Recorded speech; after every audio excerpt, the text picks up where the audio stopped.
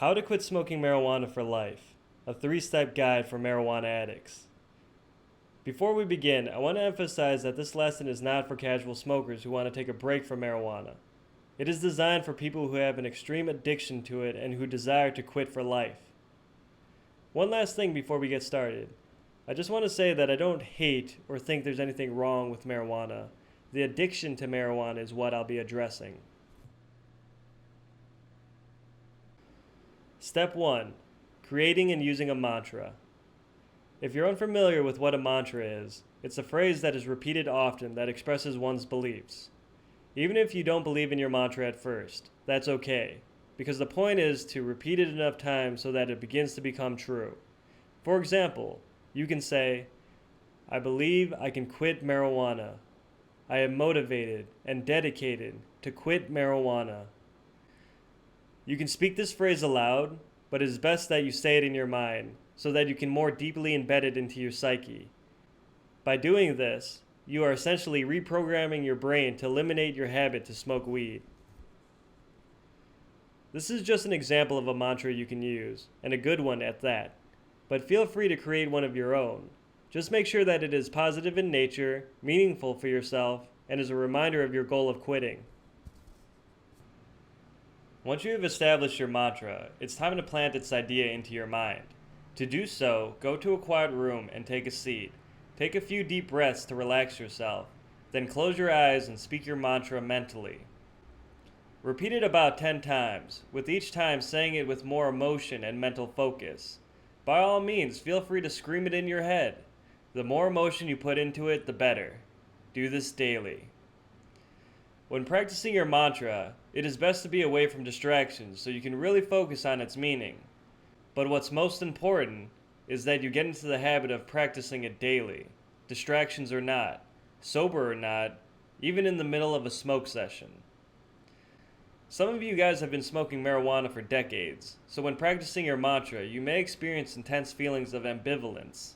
This is because your mantra is very contradicting to how your subconscious mind accepts your addiction. And breaking away from your addictive lifestyle can be mentally overbearing, which can cause your emotions to flare up. This is perfectly normal and can actually help with the process of quitting move forward. So go on, shed some tears of joy, because you, my friend, are about to change your life forever. Your mantra is your weapon to combat your addiction. Utilize it. Repeat it every day for at least 2 months after you quit, and even then, try your best to be conscientious about practicing it daily. Once you have quit, anytime you get tempted to smoke, immediately call upon your mantra to squash any feelings of temptation. Except, at that point, you might want to change what your mantra states to better suit your new lifestyle. For example, you can say something along the lines of, I believe I have quit marijuana, and that I will never smoke again. Meditate, pray, or simply think deeply along these lines, and you will break the chains of addiction. Step 2. Being your own friend. Every attempt to quit may not end in success, so don't beat yourself down every time you fail. Instead, keep a positive mindset and coach yourself throughout your journey to quit.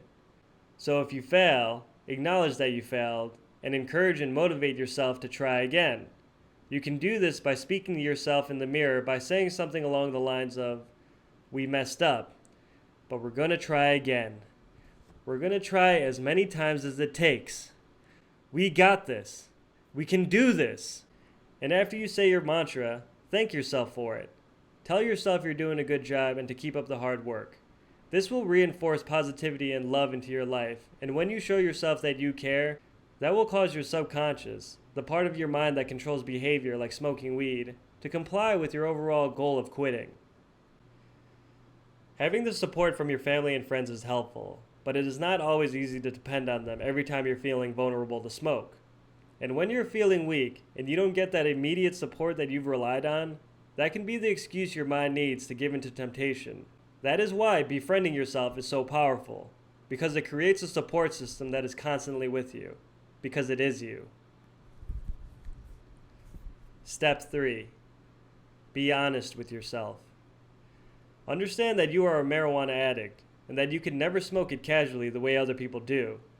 By doing this, you come at your addiction from a realist standpoint, which is critical if you want to be weed-free for the rest of your life. With that said, you need to make a point to say no to people who offer you marijuana to prevent yourself from slipping back into the grasp of your addiction. If people offer you marijuana, it is hard to explain to them that you're a recovering marijuana addict, because it is widely believed that marijuana isn't addictive. But we both know better. So instead of explaining this to people, simply say, "No thank you, I quit for life." By saying this, not only do you get your message across to them, but it also reinforces the fact that you are done with marijuana forever. Recap and concluding advice. To sum everything up, in order to quit marijuana for the rest of your life, you have to 1.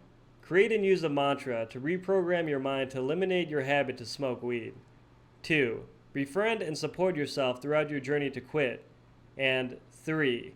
Be honest with yourself and acknowledge that you are a marijuana addict and that you can never smoke it casually the way other people do. And now, my concluding advice.